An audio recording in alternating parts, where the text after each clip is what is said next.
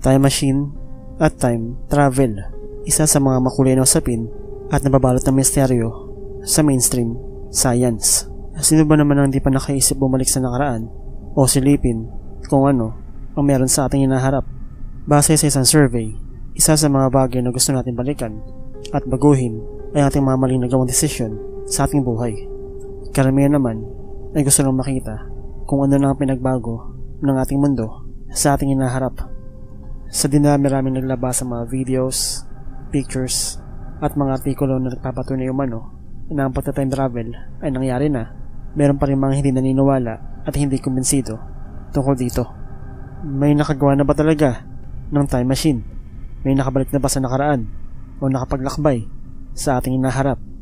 Sa video ito, ating tutuklasin at tatalakayin kung totoo ba ang ilan sa mga pinaniniwalaang ebidensya na nagkalat sa internet tungkol sa time machine at sa time travel sa nakaraan.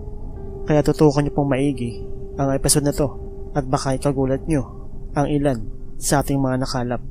Dating gawin pa rin po, huwag niyo pong kalimutan mag-comment at mag-like sa ating kakaibang video at syempre po, huwag din po kalimutan mag-subscribe sa channel natin para sama-sama na tayo. Simulan na natin ang World Cup photo sa Brazil. Ang litratong ito ay kuha noong June 17, 1962 sa 1962 FIFA World Cup. Kung pagmamasa maigi ang larawang ito, mapapansin ang isang kamay na kumukuha ng litrato na tila ba ay gamit na isang cellphone o smartphone.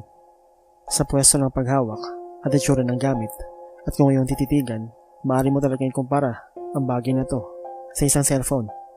Na-post ang larawang ito noong taong 2007 at napansin nga ng ilan na tila ba may kakaiba dito.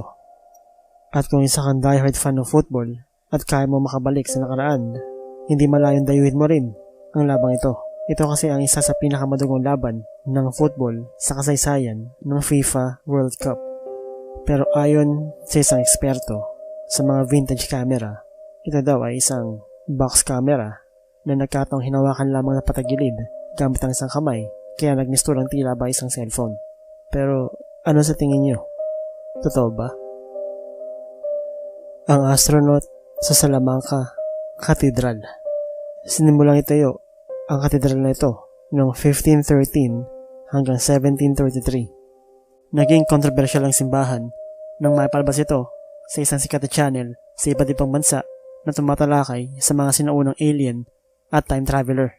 Naitampok ito sa kadahilan ng ilan sa dekorasyon sa labas ng simbahan ay mistulang mga astronaut at naging isang malaking palaisipan kung paano nagkaroon ng ideya ang nagdisenyo o gumawa ng nasabing simbahan.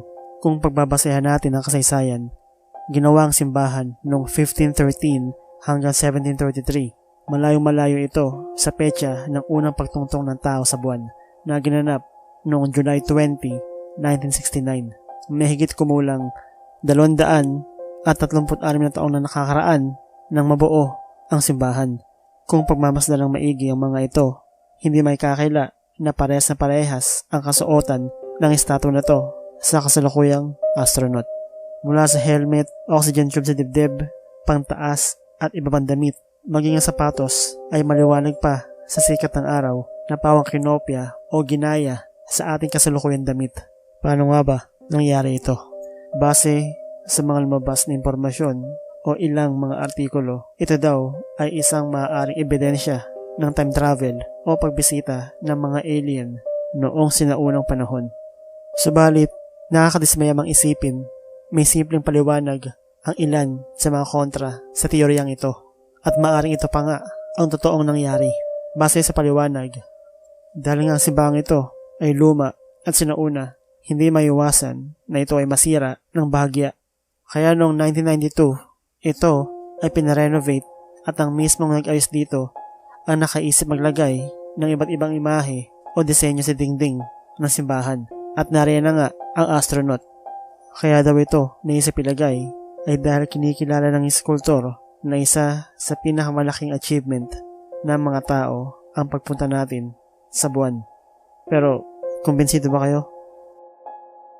Ang 1,000 taong mami na nakasuot ng Adidas. April 2016 nang nadiskubre ang labi ng isang babaeng mami sa Mongolia. Ito daw ay tinatayang nasa 1,100 taon. Pagkamat hindi na sa atin bago ang mga ganitong balita dahil sa tulong ng internet, ang isang ito ay kakaiba. Nang madiskubre at mahukay ang labi ng mami na to, ikinagulat ng mga archaeologist ang mga modernong kasuotan at gamit ng nahukay na bangkay. Bukod sa mga laman ng bag nito na gamit sa pananahi ng mga ito na makita ang suot na boots o sapatos na bangkay na nahawig sa isang sikat na sapatos na Adidas. Paano nangyari yun? Tinatayang nasa edad na 30 hanggang 40 ang babae bago ito pumanaw. Ang bangkay ng mami ay may tama sa ulo na tila hinampas at posibleng naging sanhi ng kanyang pagkamatay. Kasamang tagpuan sa kanyang libingan ang isang bangkay na kabayo o isang donkey na pinaniniwalaang pinatay para gawing alay.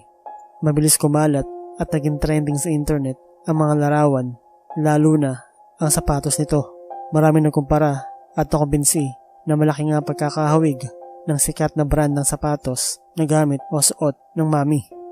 Kung pagmamasdan din natin na maigi, maaari nga nating masabi na may pagkakapareho nga. May ilang mga nag-share at nag-post mga video at mga larawan tungkol dito at idinidikit na naman sa posibleng isang kaso ng time traveler. Paano nga naman kasi nagkaroon ng isang modernong gamit o kasuotan ang isang taong nabuhay mahigit 1,000 taon na ang nakaraan? Sa kasalukuyan, walang malinaw na eksplanasyon kung paano nagkaroon ng isang modernong kasuotan ang mami na to. Maging ang mga eksperto ay wala pa rin komento tungkol dito. Pero ano sa tingin nyo?